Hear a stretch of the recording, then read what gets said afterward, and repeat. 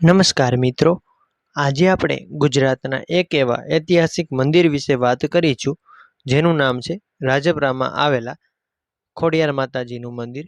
આજના વિડીયોમાં આપણે ખોડિયારમાં વિશેની સંપૂર્ણ માહિતી મેળવીશું, તો વિડીયોને અંત સુધી જરૂરથી નિહાળજો. અને વિડીયોની શરૂઆત કરીએ તે પહેલાં ચેનલ પર નવા આવેલા મિત્રો ચેનલને સબસ્ક્રાઈબ કરવાનું ભૂલશો નહીં અને કોમેન્ટ બોક્સમાં જય ખોડિયારમાં લખી નાખજો, જેથી કરીને માતાજીની કૃપા તમારા ઘર પરિવાર ઉપર કાયમને માટે બનેલી રહે. તો ચાલો મિત્રો, વિડીયોની શરૂઆત કરીએ. ભાવનગરથી 18 કિલોમીટરના અંતરે રાજપરા ખોડિયાર મંદિર આવેલું છે. વર્ષે લાખો શ્રદ્ધાળુઓ અહીં માતાજીના દર્શન કરવા આવે છે. નવરાત્રિના દિવસોમાં માતાજીના દર્શનનું વિશેષ મહત્વ છે અને ત્યારે માતાજીને સુંદર શણગાર કરી સજાવવામાં આવે છે. વર્ષની ચારેય નવરાત્રિના પાવન પર્વ પર રાજપરા ખોડિયાર ધામે ભક્તોની ભીડ ઉમટી પડે છે. આજે દેવદર્શનમાં ખોડિયાર માતાજીના દર્શન કરીશું અને જાણીશું મંદિરનો રોચક ઇતિહાસ. ભાવનગરથી 18 કિલોમીટરના અંતરે રાજપરા ગામ નજીક તાતણિયા ધરાવાળી માં ખોડિયારનું મંદિર આવેલું છે. રમણીય કુદરતી વાતાવરણમાં આવેલા તળાવ અને વિશાળ જગ્યામાં પથરાયેલા મંદિરનો નજારો અવર્ણનીય છે. મંદિરના સુંદર કમાનથી સુશોભિત મુખ્ય દ્વારમાં પહોંચતા જ અલૌકિક અનુભૂતિનો અહેસાસ થાય છે. મંદિરના પાછળના ભાગે આવેલી ટેકરી પર ખોડિયાર માતાજી અને તેમની બહેનોનું સુંદર મંદિર બનાવવામાં આવેલું છે, જે માતાજીનું પહેલા સ્થાપિત કરવામાં આવેલું મંદિર છે અને તાતણિયા ધરા પાસે ભાવનગરના મહારાજાએ બનાવડાવ્યું હતું તે બીજું મંદિર અને વર્તમાનનું મુખ્ય મંદિર છે. આ શ્રી ખોડિયાર માતાજીનો ઇતિહાસ ખૂબ રસપ્રદ છે. ભાવનગર જિલ્લાના વલભીપુર અને મૂળધરઈ પાસે આવેલા રોહિશાળા ગામે મામડિયા ચારણના ઘરે ભગવાન શિવના આશીર્વાદથી 8 ખાલી પારણામાં 7 બહેનો અને એક ભાઈ બાળ સ્વરૂપે પ્રગટ થયા હતા. તેમાંના દિવ્ય આત્મારૂપી જાનબાઈ ખોડિયાર માતાજીના નામે પૂજાય છે. ભાવનગરના મહારાજા વખતસિંહજીએ આઈશ્રી ખોડિયારની પ્રશંસા સાંભળી હતી, એટલે કુટુંબ કબીલા લાવલશ્કર બેન્ડવાજા અને ધજાઓ લઈને ધામધૂમ પૂર્વક રોહિશાળા ગામે મામડિયા ચારણના ઘરે મહેમાન થયેલા. મામડિયા ચારણ, તેમના ધર્મપત્ની અને સાતેય માતાજી નેસડામાં લોકોએ ભવ્ય રાજાનું સ્વાગત કર્યું હતું. ભાવનગરની જૂની રાજધાની સિહોરથી 7 થી 8 કિમીના અંતરે જગપ્રસિદ્ધ રાજપરાવાળા ખોડિયાર માતાજીનું સ્થાનક આવેલું છે. અહીં ખોડિયારમાં ડુંગરોની હારમાળા અને કુદરતી સૌંદર્ય વચ્ચે બિરાજમાન છે, જ્યાં સાક્ષાત ખોડિયાર માતાના બેસણા છે. તેવા લાખો ભક્તોની આસ્થાના કેન્દ્ર રાજપરા ખોડિયાર મંદિરનો ઇતિહાસ ઘણો જૂનો છે. તાતણિયા ધરાવાળામાં ખોડલનું જન્મસ્થાન રોહિશાળા ગામ છે, પરંતુ તેમના બેસણા સિહોર નજીકના રાજપરા ગામે તાતણિયો ધરા ખાતે છે, એટલે રાજપરા ખોડિયાર માને તાતણિયા ધરાવાળા ખોડલ તરીકે પણ ઓળખાય છે. સંત સુરા અને ભક્તોની ભૂમિ ગોહિલવાડમાં ખોડિયાર માતાજી હાજરા હજુર દેવી છે. રાજપરા ખોડિયાર મંદિર સાથે જોડાયેલી કથા મુજબ તે ભાવનગરના રાજવી મહારાજા આતાભાઈ ગોહિલ ખોડિયાર માતાના ભક્ત હતા. તેમણે ખોડિયાર માતાજીને પોતાની એ સમયની રાજધાનીમાં બેસણા કરવાનું આવવાની વિનંતી કરી, તો માતાજીએ પ્રસન્ન થઈ સ્વપ્નમાં આવી ભક્ત રાજાની વિનંતી સ્વીકારી. સાથે માતાજીએ એવી શરત પણ મૂકી કે હું પાછળ આવું છું, તમે પાછું વળીને જોતા નહીં, પાછું વળી જોશો તો હું ત્યાં જ રહીશ. ખોડિયાર માતાજીએ લીધેલા વચન બાદ મહારાજા તેમના સૈનિકો ઘોડેસવારો સાથે આગળ ધપી રહ્યા હતા, ત્યાં રાજપરા ગામની તે કુદરતી સૌંદર્ય માતાજીને પસંદ પડી ગયું અને આજે જ્યાં મંદિર છે ત્યાં માતાજીએ રથનો આવાજ ક્ષણભર માટે બંધ કરી રથ થંભાવી દીધો હતો, જેથી મહારાજાએ પાછું વળીને જોતા ખોડિયારમાં વચન મુજબ કાયમ માટે અહીં રોકાઈ ગયા હતા.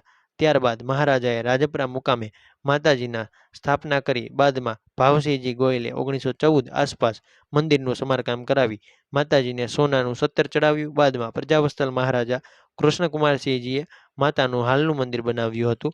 રાજવી પરિવારને માં ખોડલ પ્રત્યે અનન્ય શ્રદ્ધા હોવાને કારણે જ કુળદેવી ચામુંડામાં હોવા છતાં સહાયક કુળદેવી તરીકે ખોડિયાર માતાજીનું આજે પણ રાજવી પરિવારમાં પૂજન કરે છે.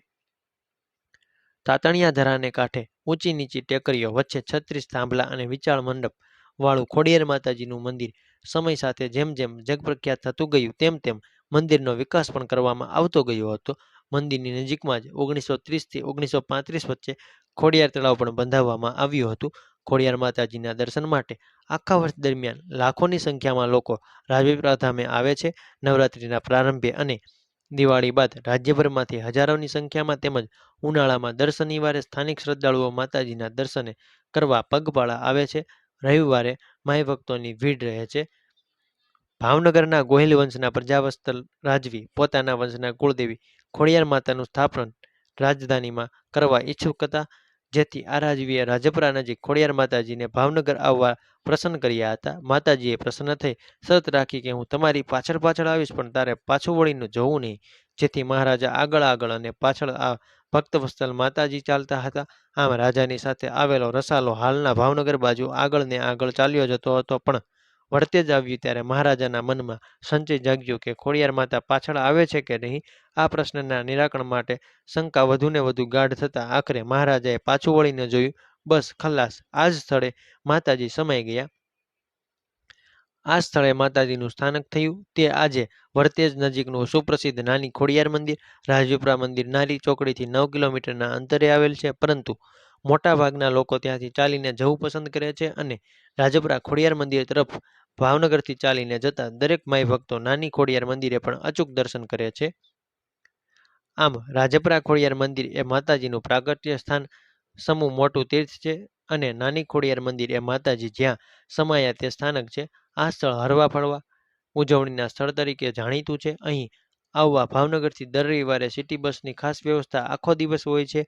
ખોડિયાર મંદિરની બાજુમાં જ તાતણીય ધરો નામનું તળાવ આવેલું છે. થોડે દૂર આવેલા રાજપરા બંધનું બાંધકામ 1930 થી 1935 દરમિયાન રૂપિયા 3,38,045 ખર્ચે ભાવનગરના રાજવી પરિવારે કરાવ્યું હતું. ખોડિયાર મંદિર નજીકની ડુંગરમાળમાંથી ઉચ્ચ કક્ષાના પથ્થરો મળી આવે છે. આ યાત્રાધામે દર ભાદરવી અમાસે બહોળી સંખ્યામાં રાજ્ય અને રાજ્ય બહારથી પ્રવાસીઓ આવે છે.